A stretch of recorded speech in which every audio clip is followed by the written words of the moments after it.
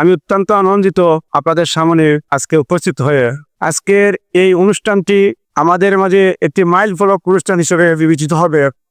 যখন আমরা top to bottom পর্যন্ত আমরা সাকসেসফুল হতে পারবো। অত্যন্ত আনন্দিত উপস্থিত শিক্ষা প্রতিষ্ঠানের শিক্ষার্থীবৃন্দ। আমি শুধু একথাটাই বলতে চাই, আমাদের সংগঠনের যে কাজগুলো হয় স্বচ্ছতার সহিত এই সংগঠন কারো কাছ থেকে কোনো চাঁদাবাজি কখনো করে না।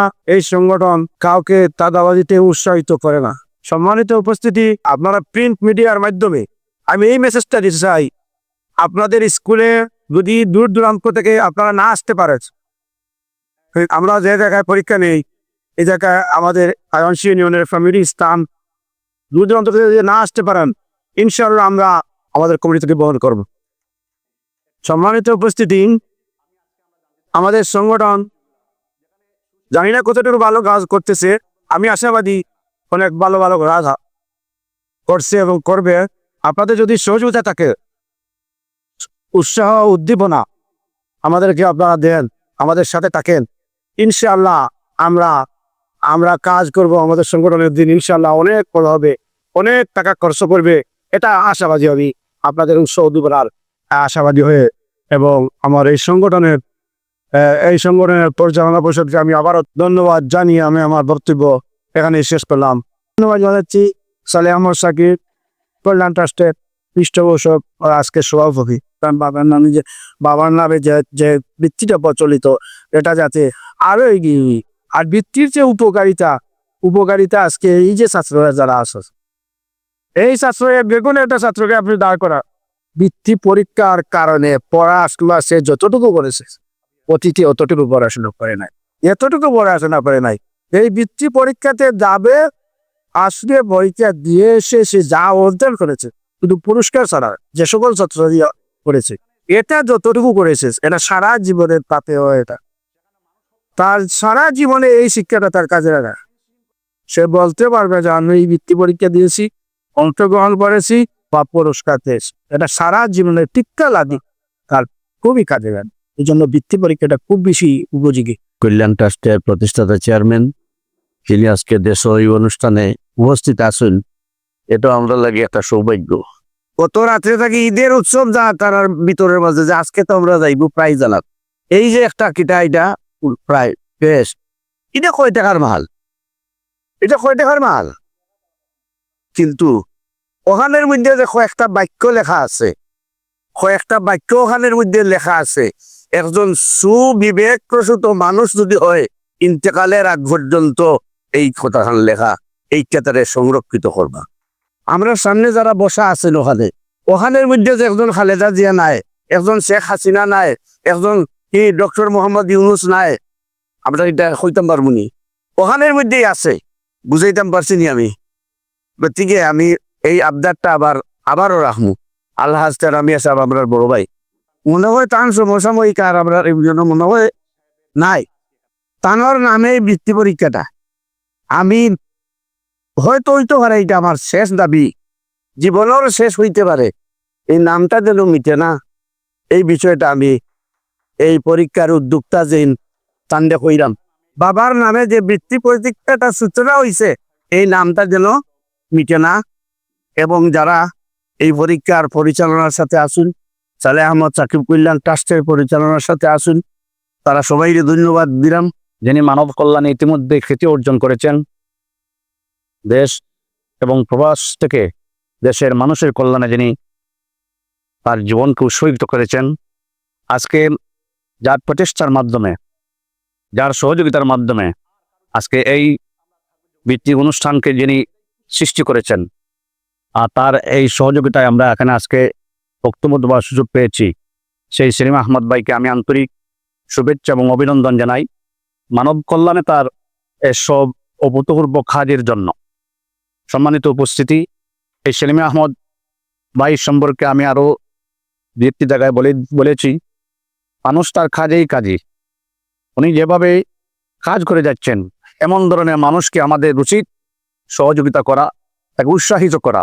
আমাদের এই সংগঠনের কার্যক্রম ইনশাআল্লাহ অব্যাহত থাকবে। বিভিন্ন সময়ে বিভিন্ন কাজে আমরা যেভাবে কাজ করেছি, ইনশাআল্লাহ আগামীতেও সংগঠনের পক্ষ থেকে আরও ভালো ভালো কাজের আশা প্রত্যাশা আমাদের রয়েছে। আমি আজকে অনুষ্ঠানকে আলোকিত করেছেন আমাদের শ্রদ্ধাভাজন অতিথিবৃন্দ এসে, আমি সালেহ আহমদ সাথী কল্যাণ রাষ্ট্রীয় পক্ষ থেকে কৃতজ্ঞতা প্রকাশ করছি। আমি সবাইকে আবার আমার পক্ষ থেকে আন্তরিক শুভেচ্ছা এবং অভিনন্দন জানিয়ে আমার বক্তব্য শেষ করছি। আল্লাহ হাফিজ। আসসালামু আলাইকুম।